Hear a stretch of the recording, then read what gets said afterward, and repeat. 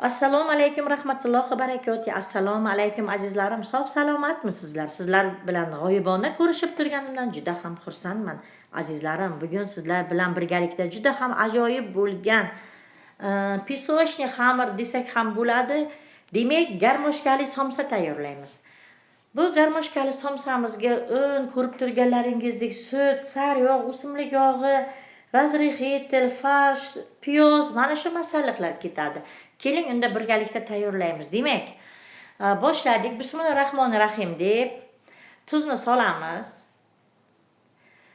Kefir yoki sut solsanglar ham bo'ladi. O'simlik yog'i.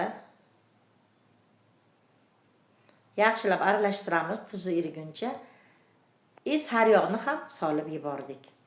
Ana endi menda 700-800 gram un, oliy navli un, ilangan. Endi xamirini tayyorlaymiz. Shu orada 1 choy qoshiqdagi razrixetelni ham solib yuboramiz. Mana ko'rib turganlaringizdek, asta-sekinlik bilan xamirimizni tayyorlay boshladik. Mana yaxshilabgina oddiy xamir bo'ladi. Unchalik yumshoq emas, o'rta holatdagi xamir. Mana ko'rib turganlaringizdek.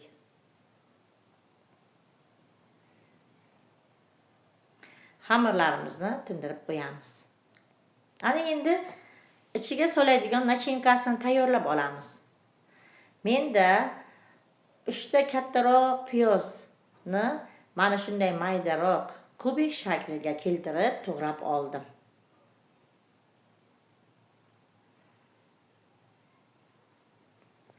Ana endi xamirimizni qismlarga bo'lib, zuvala holatiga keltiramiz.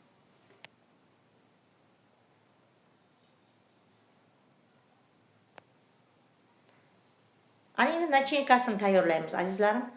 Demak, to'ralgan piyozlarni soldik. Bu yerda farsh 450 gram farshni ham solamiz. Har xil ziravorlar, bu sizning xohishingizga qarab. Zira, tuz, kashnich.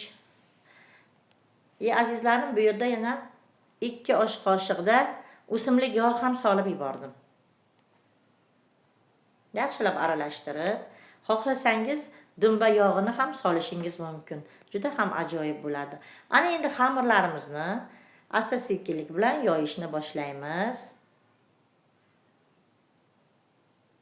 Ko'rib turganlaringizdek, oldin kichkina jo'yada, ana endi kattaroq o'xloqda yoyamiz.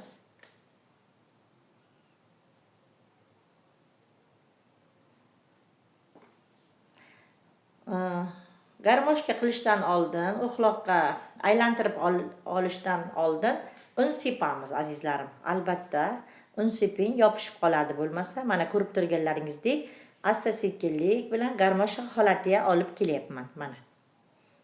Mana shunday holatda bo'ladi. Mana ko'rib turganlaringizdek, asta-sekinlik bilan mana shunday xamirni ochamiz.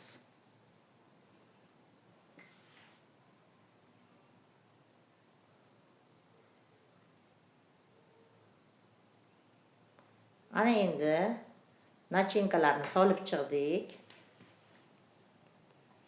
Xamirni bir tomonini o'rab oldim. Endi ikkinchi tomonini ham yaxshilab o'rab olaman. Ana endi qismlarga bo'lib olaman. Mana shunday holatda bo'ladi azizlarim. Mana shunday holatda. Endi pichoq bilan kesib chiqamiz. Albatta chap tomonini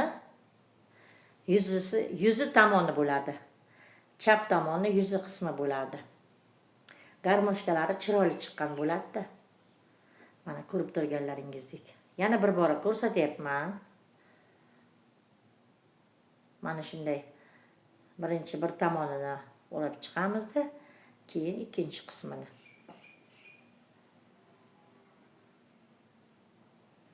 Yana qismlarga bo'lib olaman.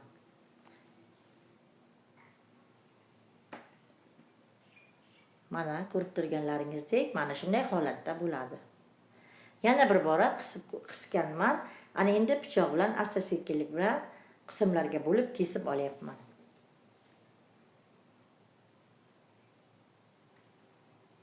Mana sizlarga ko'rsatdim. Azizlarim, mana endi duxovkamiz yoqilgan. Bu yerda 200 gradusga yoqilgan tuxumni sarig'ini emas, birga oqi bilan sarig'i birgalikda surib chiqdim. Ana endi sedona ham sepayapman ustiga. Chiroy beradi somsamizga. Demak, 200 gradusda qizib turgan duxovkamizga 30-35 daqiqada, ya'ni 30-35 minutda pishirib olamiz. Mana azizlarim, somsalarimiz tayyor. Ko'rib turganlaringizdek, juda ham ajoyib, xamirlari pisochniy bo'ladi. Albatta tayyorlab ko'ring. Tavsiya qilib qolaman sizlarga. Juda ham boshqacha, garmoshkali xamir-ku, juda ham ajoyib ko'rinishga ega.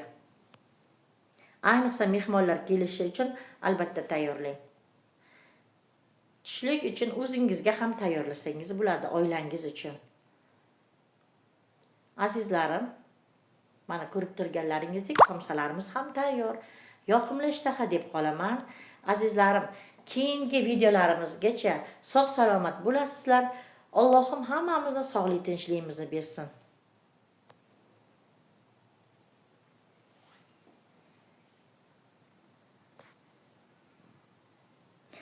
Albatta, описаниеda qoldiraman retseptini.